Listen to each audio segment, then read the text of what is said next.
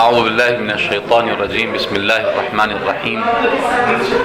الحمد لله رب العالمين، والصلاة والسلام على سيد المرسلين، حبيب قلوبنا وشفيع ذنوبنا وطبيب نفوسنا أبي القاسم محمد بن عبد الله وعلى أهل بيته الطيبين الطاهرين.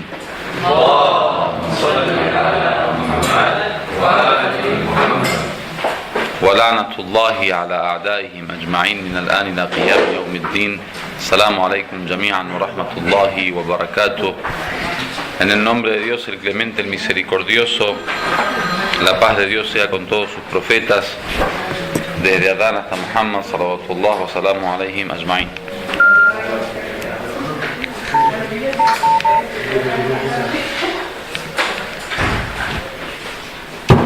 Bueno, el tema que nos toca dialogar ahora es con respecto a los jóvenes ejemplares, que habíamos dicho al comienzo de este curso que sería bueno también entrar en el tema de la historia de los imames y hacerlo a través de los jóvenes ejemplares que eran compañeros del profeta y de los imames, salawatullah wa salamu alayhim ajma'in.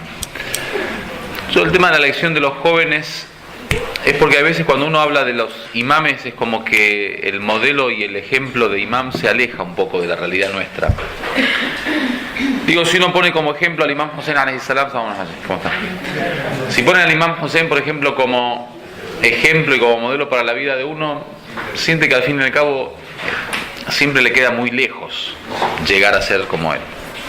Si ponemos al profeta, si ponemos a Fatimah al-Zahra, si ponemos al imam Ali alayhi salam, siempre son modelos demasiado elevados como para que uno se sienta que está por llegar. Uno no se siente que ni siquiera se puede parecer a ellos. Entonces muchos de los jóvenes especialmente suelen plantear de que bueno, usted siempre habla del imam Ali, pero ¿quién es como el imam Ali? O sea, el ejemplo de Khaybar, cuando el imam levanta la famosa puerta que después no pudieron levantar 100 personas, el mismo imam dice jalatuhu biquwatin rabbaniya, o sea que levantó el portón de Khaybar con un poder divino, con una fuerza divina. Entonces uno siente que realmente está imposibilitado de poder lograr ese nivel y de poder llegar a ese modelo.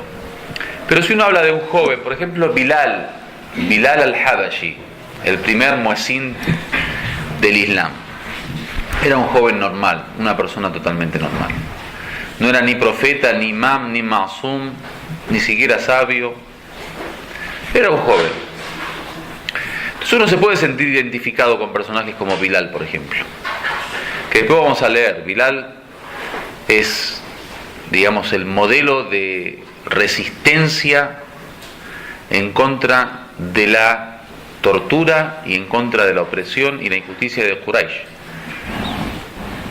Lo mínimo que le hacían a Bilal era que lo ponían en el desierto sobre la arena caliente, quemándose desnudo, y ponían una tremenda roca en su pecho.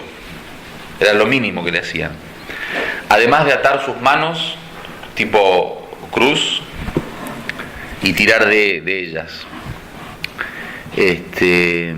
Y Bilal lo único que solía decir es Ahad, Ahad, o sea, Dios, hablando de la unicidad. Esos son modelos claros. Uno dice, por ejemplo, entre los conversos suele ocurrir,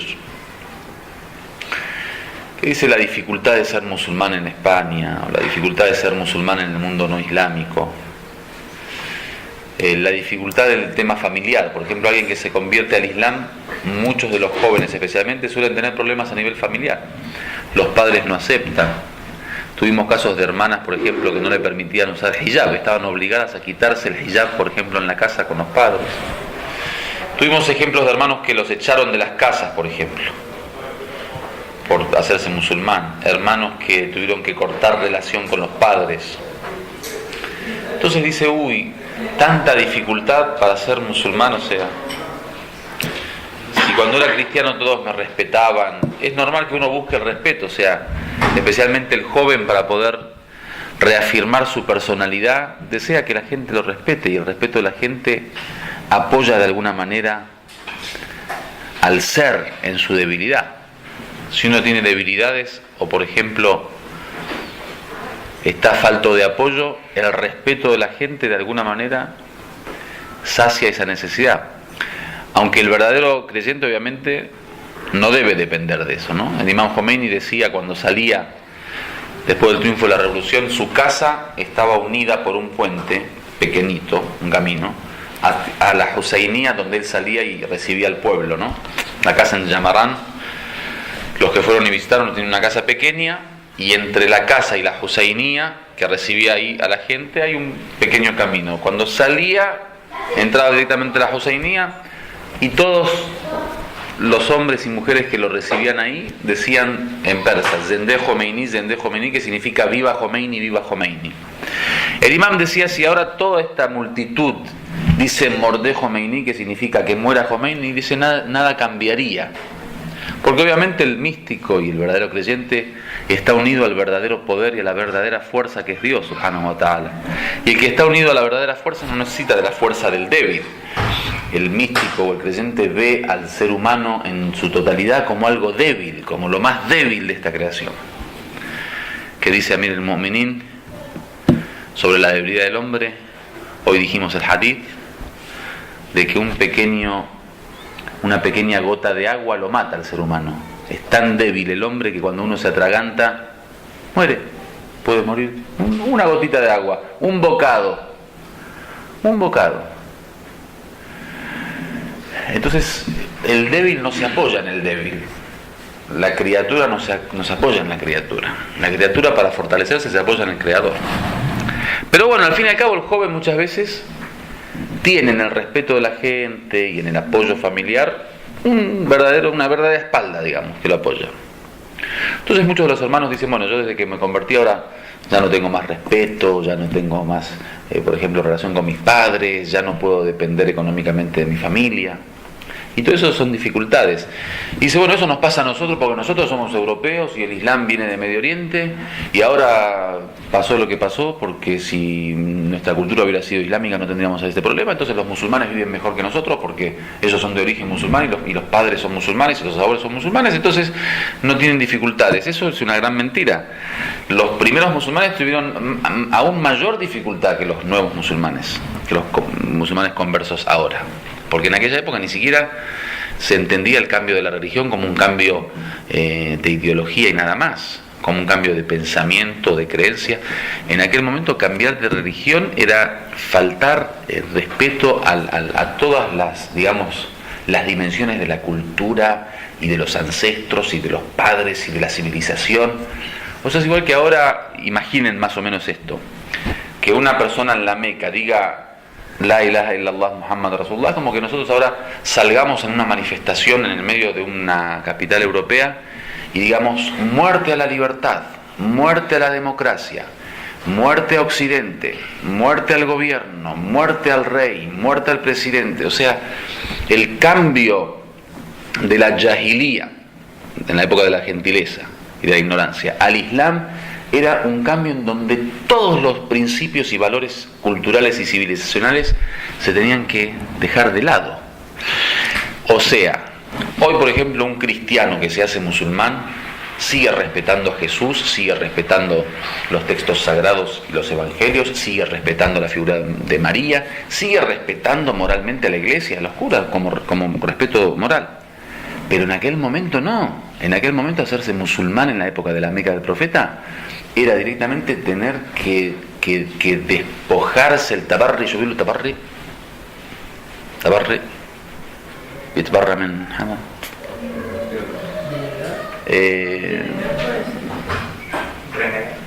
renegar. Tenía como que renegar de todos los dioses que se adoraban o los ídolos que se adoraban en la Meca. Tenía que renegar de todas las costumbres. O sea, imagínense en una cultura en donde la niña es enterrada viva y eso se considera un valor y un principio. Ahora Muhammad ibn Abdullah, cuando entra a Fátima, le besa la mano y le da su asiento. O sea, era ser musulmán era cambiar todos los valores, una revolución en todo sentido. Entonces aquella era una dificultad. Por eso los padres decían, no, morite, muerte, o sea, musulmán, muerte. Entonces sobre eso vamos a hablar. Digo, eso es más cercano. El modelo de un joven como Bilal, que tiene que resistir a esa opresión,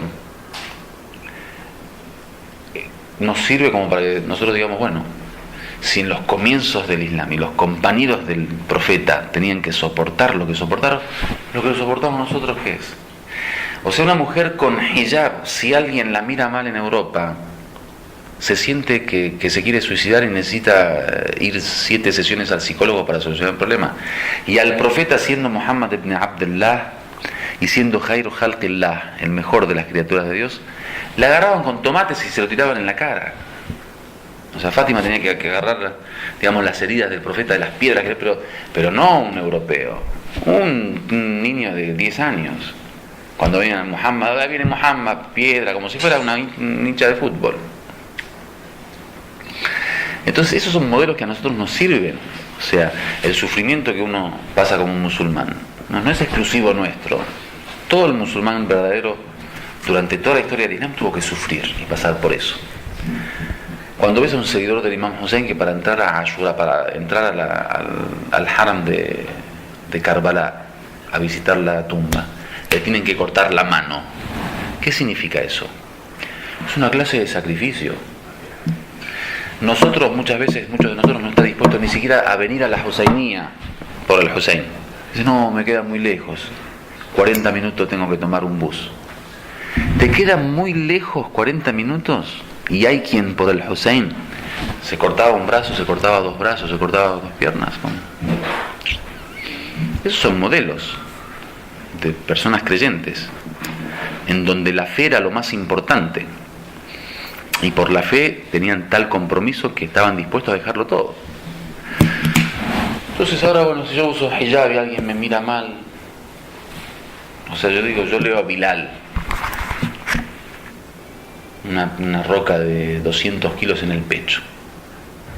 No creo que una mala mirada tenga más peso que una roca de 200 kilos, ¿no? Pero una mala mirada me puede dejar a mí deprimido durante todo un día. Y Bilal, ahad, ahad, ahad, ahad. 1 día, 2 días, 3 días, 10 días, 15 días. Ahad, ahad. ¿Quién de nosotros con hijab, cuando lo miran mal, dice ahad, ahad? Esos son clases, son lecciones. El sacrificio de Bilal. Tenemos gente que lucharon con Amir el-Mu'minin, que eran escribas. O sea, escribían en Meca, o con el profeta. Escribían en Meca, que viene de la historia preislámica de la ignorancia absoluta, ¿no? En Meca me parece que cuando vino el profeta sallallahu alaihi wasallam eran 17 personas que en toda la península arábiga leían y escribían. O sea, toda la península arábiga, imaginen ahora toda Europa, 17 personas leían y escribían. El que leía y escribía en esa época, para darles una comparación más o menos correcta, sería hoy el premio Nobel de literatura en Europa. Porque en un territorio como la península arábiga, que solo 17 personas lean, eran doctores de doctores, o sea, eran grandes personalidades. Por eso el profeta los utilizó después como escribas del Corán, Kutab el-Wahi, los escribas de la revelación. O sea, el que escribía era como diciendo, mira, yo tengo un doctorado de Harvard, escribo. Esos, que eran los doctores, fueron los que lucharon junto al profeta y murieron en el camino de la defensa del profeta. ¿Qué quiero decir lucharon con el profeta? Que no hacían la división que se hace hoy en día. Hoy en día, bueno, están los sabios que están guardados en la casa leyendo, y están los soldados. En Europa ocurre. El soldado generalmente está dedicado a la defensa del territorio, ¿no? Cuando está en guerra. Ahí no van los grandes sabios, no traen a un Sócrates y lo ponen a luchar. No, Sócrates está para pensar. Quien lucha, bueno, el que tiene preparación física, el que hizo la carrera militar, el que más o menos tiene capacidad de poder. El profeta no, traía a los sabios, o sea, los doctores. Y ellos eran los que luchaban. Bueno, todos esos son ejemplos. ¿Qué quiero decir? Que ahora uno es doctor acá y no. Como es doctor, no, yo no puedo, no. Construir, no. Hacer, no. Poner el mantel, yo no. Cocinar, yo, médico, doctor, no. Pero el profeta traía a los doctores. Doctor. Hay que agarrar el rifle y salir a defender. Todo eso son modelos, son ejemplos. El Imam Ali alayhi salam, cuando habla de las ciencias que benefician al hombre, una de las ciencias, dice, es la historia. En el Islam hay varias ciencias que sirven. El estudio de las ciencias a nivel universo, que es lo que llaman el afaq, el horizonte, los horizontes, o sea, la naturaleza, para conocer las criaturas de Dios, los signos de Dios, para conocer las huellas de Dios. La psicología es otra, ma'rifatun nafs, conocerse a sí mismo. El profeta hace mucho hincapié en conocer al ser humano en general y al individuo en particular. O sea, ma'rifatun nafs puede ser psicología, o sea, el estudio del hombre en su comportamiento, y ma'rifatun nafs puede ser el estudio del individuo, o sea, el estudio de este hombre, Suhaib. Cada uno tiene que saber lo que es el ser humano, hombre, y tiene que saber lo que es ese hombre aplicado a un individuo, yo, Suhaib, o Fátima, o Hassan. El tercer estudio, la tercera ciencia que es preferible estudiar, es la ciencia de la historia. La ciencia de la historia que nos permite de alguna forma tomar esos modelos. Los modelos positivos y negativos. Los positivos para ser igual que ellos. Los negativos para alejarnos de ese modelo. Así que sobre eso vamos a hablar en lo que queda de tiempo, inshallah ta'ala. Yo ayer, si recuerdan, cuando estamos hablando de la forma atractiva del Islam, digamos, la atracción del Islam, o cómo presentar atractivamente el Islam a nuestros hijos, no sé si recuerdan, yo hice una gran crítica a todos estos libros que se escriben de jurisprudencia y de ciencias islámicas, que le dije cuántos capítulos para aprender Islam y para conocer a Dios, cuántas divisiones que hacen, ¿no? Y cuántos nombres y cuánta terminología, no sé si recuerdan. Que dije el fiqh, por ejemplo, 51 capítulos, bueno. Ahora yo después a la noche estuve pensando, y hoy también estuve reflexionando un poco sobre el tema. No quiero que se entienda que yo soy un crítico del sistema, digamos, de estudio actual del Islam, Nosotros, si ustedes notan, yo hablé sobre cómo hacer atractiva esta materia para los jóvenes. Entonces la crítica no es de que el pobre hombre que estudió 40 años escribió un libro y ahora no sirve uso, él dijo que hay que tirarlo a la basura porque tiene muchos capítulos. No. Lo que yo quise decir es que es criticable agarrar ese libro para atraer a los jóvenes. O sea, en su lugar es correcto que un tipo escriba 51 capítulos y que divida el agua en 5 aguas diferentes, y ma mudaf, y ma tahir, y najid. Eso es correcto en su lugar, o sea, en el house, en el seminario, y que lo estudie el sheikh y que lo aprenda y que lo sepa, perfecto. O sea, en el contexto en donde se da, está bien. Lo que yo estoy en contra, y ahí sí soy crítico, es que eso mismo se saque de ese contexto y se traiga acá para hacer atractivo al Islam. Entonces lo que voy es, no es que eso hay que tirarlo, eso hay que traducirlo en un idioma atractivo. O sea, hay que transformar esa forma en una forma atractiva. Y esa es un poco la idea que quiero desarrollar ahora. Con respecto al tema del Islam, generalmente se nos inculcó tanto que la religión en Occidente no sirve para nada, que cuando el joven escucha hablar de religión le suena algo aburrido, algo anticuado, algo teórico, algo que no nos sirve para nada en la vida material, algo que no tiene que ver con nuestro desarrollo y perfeccionamiento. Hipocresía, poder, te dicen los religiosos, no, están llenos de dinero, estos tipos son unos millonarios tremendos, viven en castillos de oro, te sacan la foto del Vaticano y te dicen, religión, mira, así vivía Jesús. Hipocresía, como dijo la hermana, corrupción. Hoy yo aprendí el término pedófilo con los curas. Antes del tema del sexo en la iglesia yo no sabía lo que era pedofilia. ¿Ustedes sabían lo que era pedofilia? ¿No? Yo sí, porque lo estudié en enfermería. Yo no lo estudié. Yo, la primera vez que escuché pedófilo me dijeron así, el cura de la iglesia fulanita. Bueno. Entonces, si eso es religión, en el concepto general, digamos, de la juventud occidental por lo menos, se hace muy difícil la tarea de tener que hablar de religión y que la religión sea atractiva. Entonces cuando vos decís, sí, iglesia, la gente ya entiende por iglesia algo, ¿no? Religioso de la iglesia, el cura. Bueno, entonces después te preguntan, vos que sos, digo, no, yo soy religioso. Religioso sea cura, o sea iglesia, o sea pedofilia, este es un sátiro. Es un problema. A mí me pasa, yo en las relaciones sociales muchas veces digo, para explicar lo que es un sheikh, digo, soy una especie de cura. Y me mira, mira vos, cura. Le digo, salvando las diferencias, nosotros digo, no tenemos el tema de la iglesia, no tenemos, por ejemplo, los escalafones, esas cosas de jerarquía, bueno.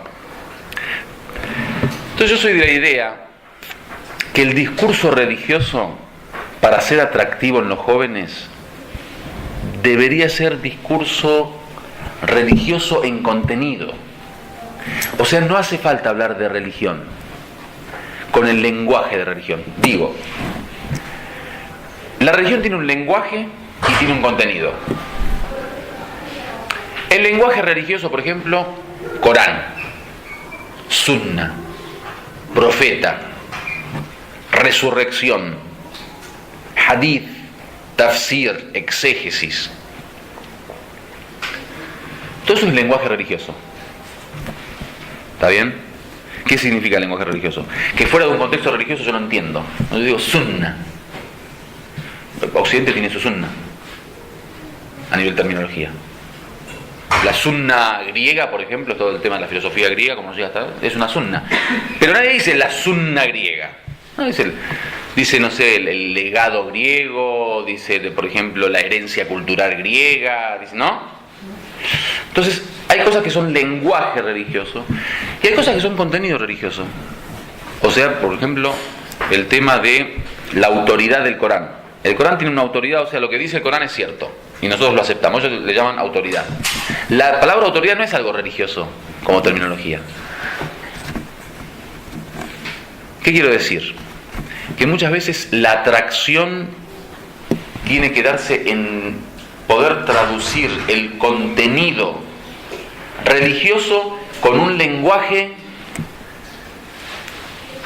más aceptable por los jóvenes.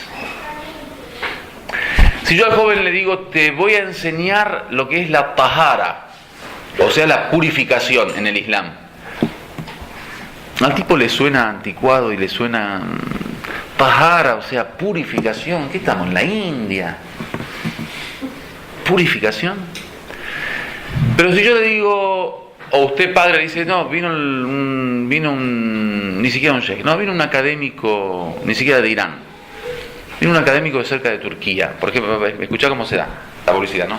Vino un académico occidental de cerca de Turquía a hablar sobre la importancia de la higiene para el ser humano en el siglo XXI, basado en la tecnología trascendental, en vez de profética y Corán, trascendental. Puta, quiero ir, o sea, ¿no? Higiene, un beneficio, o sea, un bien, tecnología, trascendental, todo es bello, todo atrae. Entonces viene contento y después que llega dando jala a Rasulullah. Entonces, date cuenta como un mismo concepto, vos le cambiás el lenguaje y se transforma en algo que realmente... Y eso es así, o sea, tahara es higiene, señores. Tahara no es otra cosa que higiene. Como es profético, es trascendental, o sea, viene de la enseñanza de arriba, revelación. Pero en vez de decir revelación coránica, no, trascendental. Suena a siglo XXI, ¿no? En vez de decir, por ejemplo, vos decís metafísica, suena a filosofía antigua. Decís física cuántica. Ah, sí, eso, todo lo que es cuántico, ¿no?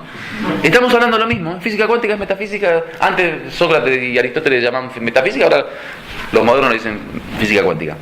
Entonces yo digo, a veces el discurso religioso, y ahí está la confusión, el discurso religioso es el que lo vietnafar. ¿Subió lo vietnafar? Sí, lo que hace repelar al joven, ¿sí? Si vos le decís, vamos a un Salat al-Jum'ah en Masjid de Málaga con el Sheikh Ibrahim, la verdad que no me suena nada atractivo. Ahora, es un ejemplo tonto, pero yo estoy diciendo, digamos, lo grotesco para que ustedes entiendan. Le digo, quiero participar en una reunión en un centro espiritual sobre el tema de la energía y las chakras, la relación entre las chakras, ¿me entienden, no? Las chakras y la energía dirigida al centro del mundo,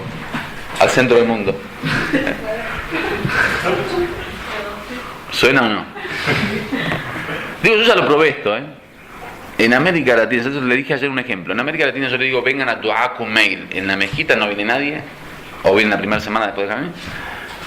Y si cambio el título, con el mismo contenido, en el departamento de un amigo que tiene onda, un tipo más o menos majo, le dicen ustedes, va todo el mundo. Y terminamos leyendo Dua Kumail allá, sin problema. Yo creo que el tema de la atracción, un tema fundamental es encontrar el lenguaje de los jóvenes. Te digo que es una teoría islámica. El Imam Ali dice, sus hijos son hijos de la época de sus hijos. O sea, pertenecen a la época de sus hijos, no pertenecen a aquella época. Ahora, lo más típico del padre, ¿qué es? Yo a tu edad, ¿sabes dónde estaba ahora? Sí, pero a tu edad hace 60 años, no ahora, papá. Entonces cambia la... ¿Qué quiere? ¿Que nos quedemos ahí, digamos, hace 1400 años? Te doy la otra. O sea, el otro extremo, el wahabismo, que interpreta la sunna del profeta como vivir como hace 1400 años.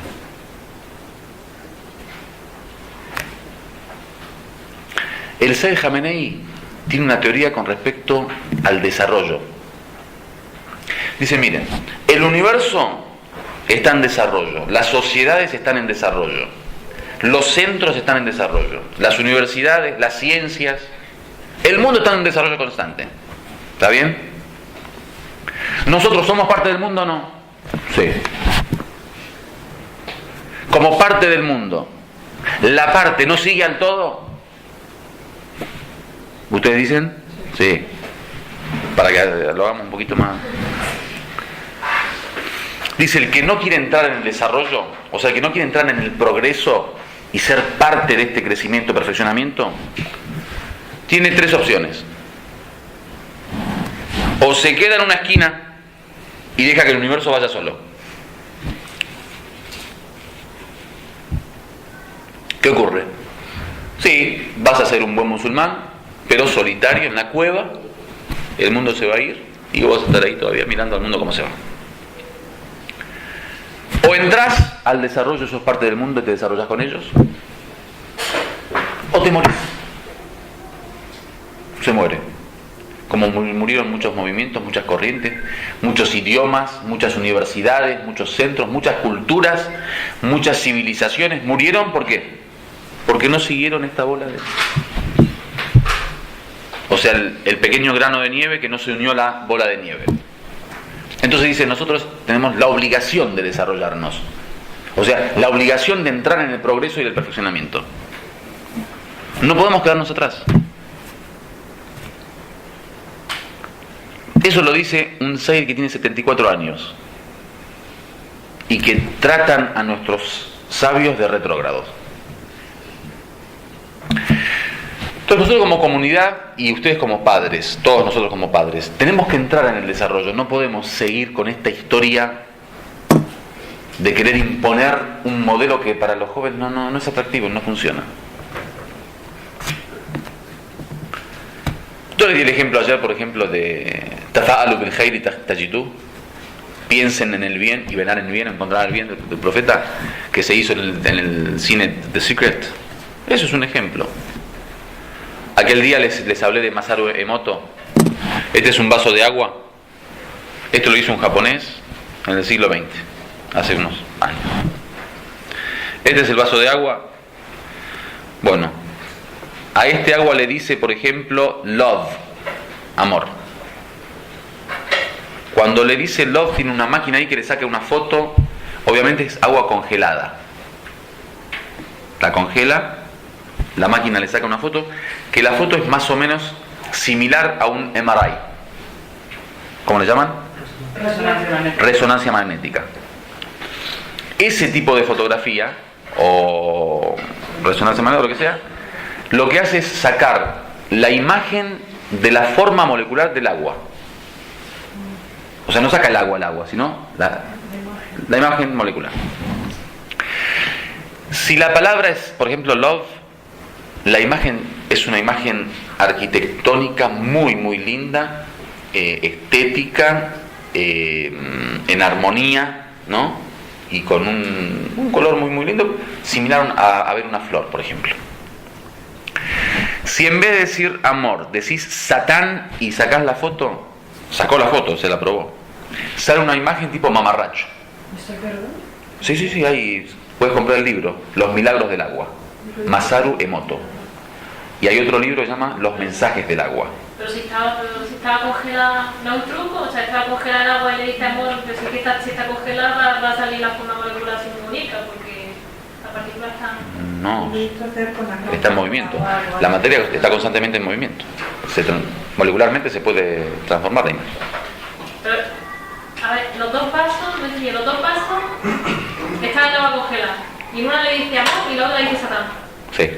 Y cambia la imagen. Cambia la imagen molecular. Si le pone música heavy, sale un mamarracho. Le pone música clásica, sale una imagen maravillosa. Si saca la foto a un agua que la saca de un río que corre, sale muy, muy linda. La saca a un lago estancado, sale muy, muy fea. Hizo la prueba con las palabras, no de decirlas, de escribirla acá. Escribió la palabra mamá, sacó la foto, maravillosa. Escribió la palabra, por ejemplo, muerte, salió una imagen muy, muy fea. Pero eso está científicamente comprobado. O sea... Está científicamente comprobado hasta ahí. Hasta eso, o sea, están las fotos, las imágenes. Él todos los días pone una imagen en internet. Tiene un sitio, todos los días pone una imagen. Y eso lo puedes comprobar. Y el libro está, Los Mensajes o Los Milagros del Agua, está traducido a 50 idiomas.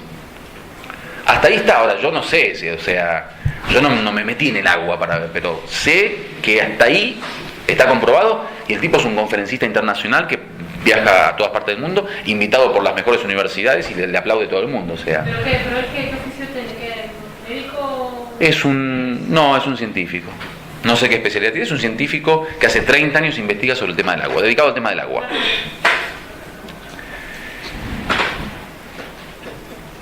El tipo lo agarra, lo pone en una casa donde hay buena onda, o sea, todo se quiere, tipo los budistas son todo amor, ¿no? Saca la foto, maravillosa. La pone en una habitación en donde hay ladrones, asesinos, saca la foto, sale mal. ¿Qué significa? Agarra la palabra Dios, la pone en inglés, después la pone en español, después la pone en árabe, después la pone en hebreo, después la pone en francés, en italiano, y todas las fotos que sale con la misma imagen. O sea, la foto que saca, cuando pone Dios, Allah, sale siempre la misma imagen. ¿Qué significa? Significa que el agua tiene percepción, percibe. Significa que el agua oye, porque le pones música heavy, saca una foto con una imagen, le pones música clásica, otra imagen. Significa que el agua lee, porque le escribís mamá y sale de una forma, le escribís Shaitan, sale de otra forma. Significa que el agua sabe idiomas, porque si no diferencia entre Allah y God, sabe idiomas. ¿Qué es eso? ¿No es increíble? Es digno de estudiar, porque vamos. Es muy digno de estudiar. Bueno, vos le decís eso a un joven, le regalás el libro, se lo lee, se lo come y le encanta. Y te dice, la verdad, macho, qué fenómeno. Ahora decirle, yusabbihu lillahi ma fi samawati wa ma fil ard. Todo lo que hay en la tierra y en los cielos hacen tasbih. Dicen subhanallah, subhanallah, subhanallah. Walakin la tafqahuna tasbiha. Pero ustedes no entienden el tasbih de las criaturas. El Sayyid Tabatabai contaba la historia de un hombre que no podía dormir durante la noche porque escuchaba el tasbih de las paredes de su habitación. Cuando se iba a dormir, escuchaba subhanallah, subhanallah, subhanallah de la habitación. Que muchos dicen que era él mismo en realidad. Ahora yo la conté de él, no digan que después seguramente es el Sheikh Suhail, no. Él decía que era un hombre, pero muchos dicen que no era él. Le decís a un joven, no, de esto Sheikh otra vez con maravilla, con milagro, pero decís Masaru Emoto lo dijo, japonés encima. Si lo dijo Dios, no, ¿viste? Muhammad. Masaru Emoto llega a esta conclusión. Dice, si el agua se afecta con las palabras, el cuerpo humano está hecho de mínimo 75% de agua, dicen. Del 75 al 85%, dicen. Bueno, más o menos. Supongamos 80% de agua. ¿Qué significa?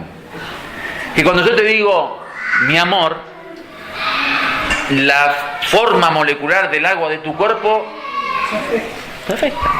Y si te digo malvado, se afecta. Y si te insulto, se afecta. Y si te acaricio, se afecta. Y si te pego, se afecta. Entonces dice, enfermedades psicosomáticas. Dice, las enfermedades es eso. Uno se puede enfermar de una discusión, de una mala noticia, de un, por ejemplo, suceso que le cambia. ¿Por qué? Porque molecularmente toda la forma del cuerpo que es agua se afecta como se afecta esto. Lo interesante de esto es lo que dicen los investigadores musulmanes. Dicen, hace 1400 años el profeta dijo, cuando tomen agua, digan Bismillahirrahmanirrahim en el agua. Cuando tomen agua es mustahab en un recipiente escribir Ayatul Kursi y poner el agua y tomarla. Escribir con azafrán y poner el papel en el agua, volcarlo y tomarlo. Al cordero para matarlo decir Bismillah, Bismillah al cordero, sangre, agua, Bismillah. O sea, eso es tecnología pura. O sea, después de 1400 años tiene que aparecer un Masaru Emoto a explicarte a vos yusabbihu lillahi ma fi samawati wa ma fil ard. Entonces, ¿qué quiero decir? Que si vos le decís, bueno, hermanos, vengan a los jóvenes, vengan a estudiar el tafsir de la ley yusabbihu lillahi ma fi samawati wa ma fil ard. Hacen tasbih todas las criaturas que están en los cielos y en la tierra. Quizá no venga, pero mostrarle el film de Masaru Emoto. Viene. Decís, vamos al cine. Vamos al cine. Le mostrás un film. O no, le regalas los milagros del agua. Le regalas los milagros del agua. Lee los milagros del agua. O ve el film. O le pasás el sitio de internet y lo ve. Y a los 2 meses le decís, ¿sabés que en el Corán leí que yusabbihu lillahi ma fi samawati wa ma fil ard? Que las criaturas perciben, que las criaturas tienen sensibilidad. Y ahí puede ser que te crean. Digo, cambia el mensaje. No hace falta, digamos, sí o sí con el lenguaje y con la forma, digamos, tradicional. No hace falta. Eso es una experiencia, se puede probar. O sea, puede ser que no sirva, ¿no? Pero es una experiencia. El enemigo trabaja con eso. Le voy a contar, por ejemplo, el enemigo hoy en día crea personajes como este Deepak Chopra de que hablé ayer, que lo que dije lo dijeron los hindúes hace 4000 años. Lo que dice lo dijeron los hindúes hace 4000 años. Pero desde hace 4000 años hasta hace 50 años nadie se interesaba por ese tema en Occidente. Y el que se interesaba eran de esos locos medios hipones que se iban al Tíbet a rezar 3 meses y se hacían monjes y después venían. Ayer me decía Muhammad Ali, ¿no está Muhammad Ali acá? Me decía Muhammad Ali, sí, tengo un amigo que dijo que conseguí conocer, digamos, lograr la inmortalidad. Dice, tengo mi maestro que me dijo que su maestro tiene 700 años.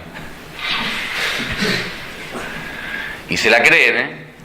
Bueno, ese tipo es un loco, obviamente es un loco. Existían hasta hace 50 años locos que sí, se iban a la India, al Tíbet, bueno. Este Deepak Chopra agarró esas mismas estupideces de la inmortalidad de 700 años.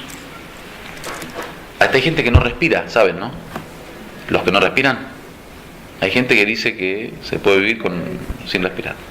Hay gente que no come, vive la energía del sol. No come. Ay. Bueno, agarró esas cosas. Obviamente lo que estoy hablando no tiene que ver con aquello que tiene origen sagrado, ¿eh? O sea, hay mucho en la India que tiene origen sagrado, eso es respetable. O profetas, ¿no? En América Latina también los hubo. Estamos hablando de la New Age, digamos que es una manipulación del hombre y es algo creado por un movimiento, ¿no? No estoy hablando obviamente de lo sagrado. El Sayyid Tabatabai leyó el Avesta y leyó muchos de estos libros y dijo, yo ahí huelo el olor al Tauhid, el aroma del Tauhid. Sayyid Tabatabai. Vos lees el Tao Te Ching, las primeras partes que habla de lo innombrable y del Tao, digamos, ese ser que no se puede... bueno, y eso es Irfan puro. Nosotros lo estudiamos en Irán, o sea, en la especialidad de Irfan, estudiamos el Tao Te Ching, estudiamos el Principito. El Principito, libro de Irfan. Libro de Irfan. Yo sé que mañana muchos de ustedes van a ir a comprar el Principito. Eso es respetable. Yo estoy hablando de la estupidez de la New Age, que fue que crearon cosas que no... Si de este libro viví 700 años. Eso es una estupidez. Bueno, agarraron esas estupideces, pero en un idioma y en un lenguaje y en una forma. Yo estuve con Deepak Chopra, les conté, ¿no?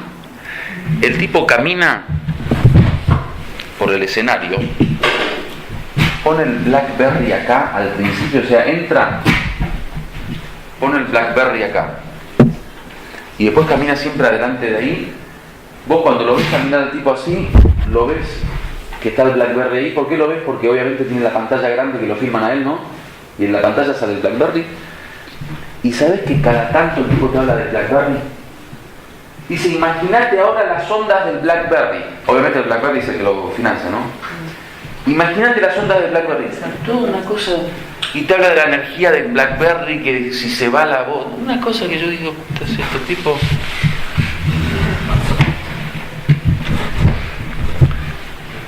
La gente, yo le dije, pagaba $300 para ir a verlo. El teatro que fuimos estaba lleno. Había como 2.000 personas. Y durante una semana el tipo estuvo en Buenos Aires en aquel momento. Una semana lleno el teatro todos los días, 2.000 personas. De Buenos Aires se iba a Córdoba. Córdoba es una provincia de Buenos Aires, de Argentina. Se iba a Córdoba, de Córdoba se iba a Tucumán, después se iba al sur, después una gira por América Latina. El tipo no. ¿Y por qué hace 4.000 años los pobres hindúes verdaderos, sagrados, no tenían seguidores y a la fuerza, viste, había que conseguir? O los profetas, los mismos profetas. Noé, alayhi salam, 950 años, lo suben 80 personas. O sea, porque el profeta de Dios, después de 950 años, y un Deepak Chopra que es un ladrón de la espiritualidad y de la religión, sí, viste, de diario, no sé, $500.000, $800.000. ¿Por qué? El lenguaje. Supieron atraer con lo que la gente quiere, con lo que el joven busca. Supieron ver cuáles son las necesidades, en dónde hay sed, y atacaron esa sed con una forma linda, con un lenguaje lindo. El tipo tenía zapatos rojos con tacos así de alto, zapatos rojos. O sea, mirá cómo trabajan el tema del marketing y de la imagen y de Hollywood. O sea, le llaman el emperador del ruh, del alma, del espíritu. O sea, imagínate, yo la imagen, yo te digo, emperador del espíritu, con los ojos cerrados, ¿no? Y pensá en él. Yo me imagino un viejo con pelo largo, medio hipón, medio con la túnica, con la sandalia de Jesús, medio, ¿no? Más o menos, emperador del espíritu, o sea. El tipo con un jeans Wrangler, con unos anteojos Ray-Ban, con una camisa no sé qué, zapatos rojos. ¿Te das cuenta de la imagen? Trajeron a Chile, no sé si escucharon hablar, la madre que abraza. Una mujer anciana de la India que no tenía energía ni para pararse ella misma. Dijeron la madre que abraza. ¿Qué era la madre que abraza? Una mujer que se paraba en un teatro de Santiago de Chile, que tenía que pagar $100 para entrar, y pagaban y estaba así. La mujer se paraba, Micael, el video. Marketing de imagen. La mujer se paraba, venía usted o cualquiera de ustedes, como usted, o hombre mejor, venía acá, te abrazaba, te transmitía la energía de la India. Estaba todo loco. Te transmitía la energía de la India. Estoy pensando a ver si puedo transmitir la energía de Irán el próximo año ya. ¿Energía nuclear? A los amigos no les cobrarán. Sí, pagaban $100. Mirá la necesidad de la gente. Que iban jóvenes, viejos, grandes, chicos, lindos, feos, gordos, flacos. Y ahí se apoyaban así, 1 minuto, 2 minutos. Y se iban, se llevaban la energía de la India. Y contentísimos. O sea, mirá la estupidez humana a dónde llega. Así trabaja el enemigo. Saben atraer. Saben que toda esa gente anda buscando un abrazo. La discoteca no te da abrazo. La discoteca y la música heavy no te da abrazo. Podés sacar tu energía y podés bailar y transpirarlo todo. Pero la energía que te da el abrazo, ¿no? Saben, estos jóvenes buscan abrazo. O sea, el padre, porque trabaja 25 horas por día, no lo abraza. La madre, porque anda en cualquiera, no la abraza. Los hermanos, cada uno vive solo, no se ven más que una vez al año, no la abraza. Novia no tiene, porque la libertad sexual tiene que tener una mujer todos los días, así que no tiene novia para que la abrace. O sea, en la sociedad actual no hay amor, no hay lugar para el amor. O sea, no hay lugar para el abrazo. ¿Qué hacemos? La madre que abraza. Eso es. Y nosotros invitando al hermano a Salat al-Subuh a la mañana, a las 4:30 de la mañana, a rezar al-Subuh. ¿Está bien? Y así estamos. La mezquita de Buenos Aires, el Salat al-Jumu'ah no reúne 5 personas, por lo cual no tenemos Salat al-Jumu'ah. Porque mínimo tienen que tener 5 personas para hacer. No vienen 5. Sí, claro. Y la madre que abraza tiene 700.000 tipos que quieren abrazarla.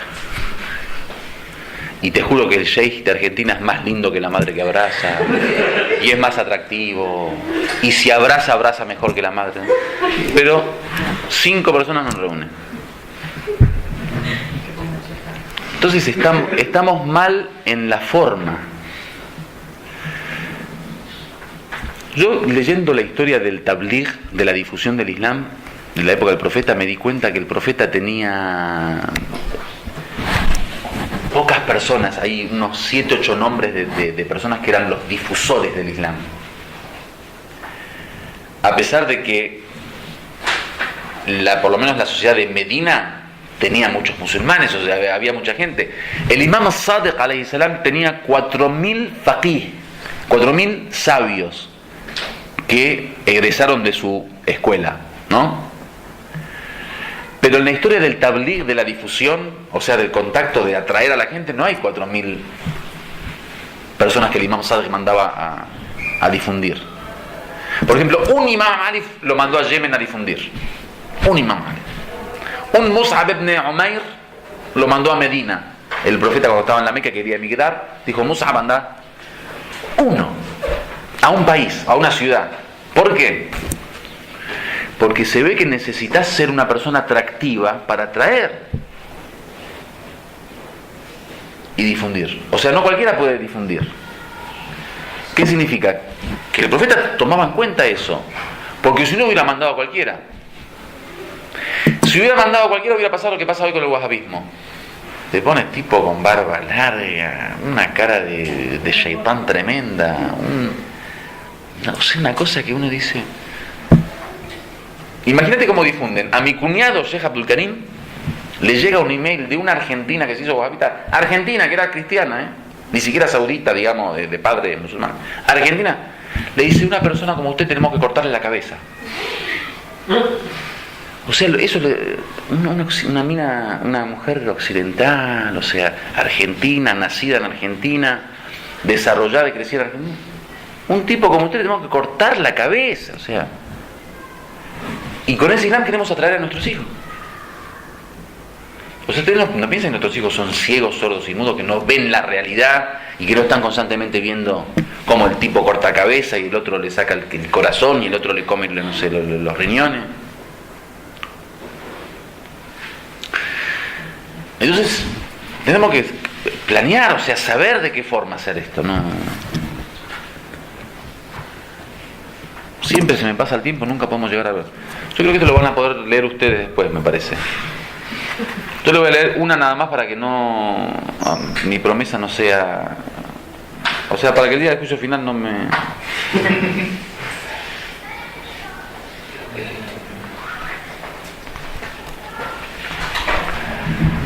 Ubay ibn Ka'b, un joven erudito. Ubay ibn Ka'b pertenecía a la tribu de Hazraj, que se encontraba en Medina. Antes de volverse musulmán era considerado un sabio judío y a la edad de los 31 años convirtió su fe al Islam. Él conocía perfectamente el libro de la Torá y los libros religiosos de los judíos, y ya que estaba informado totalmente de las buenas nuevas dadas en la Torá respecto al profeta sallallahu wa sallamu alayhi, cuando el primer joven misionero del Islam llamado Mus'ab ibn Umair entró a Medina e invitó a la gente al Islam, Ubay, con una visión e información completa, aceptó la religión del Islam sin haber visto al profeta. Cuando el segundo juramento de fidelidad hacia el profeta fue realizado en un lugar llamado Aqaba, en donde más de 70 personas de la ciudad de Medina juraron fidelidad al mensajero de Dios, Ubay se encontraba entre ellos. Antes de que Ubay se hiciese musulmán, era conocido como un erudito en Medina.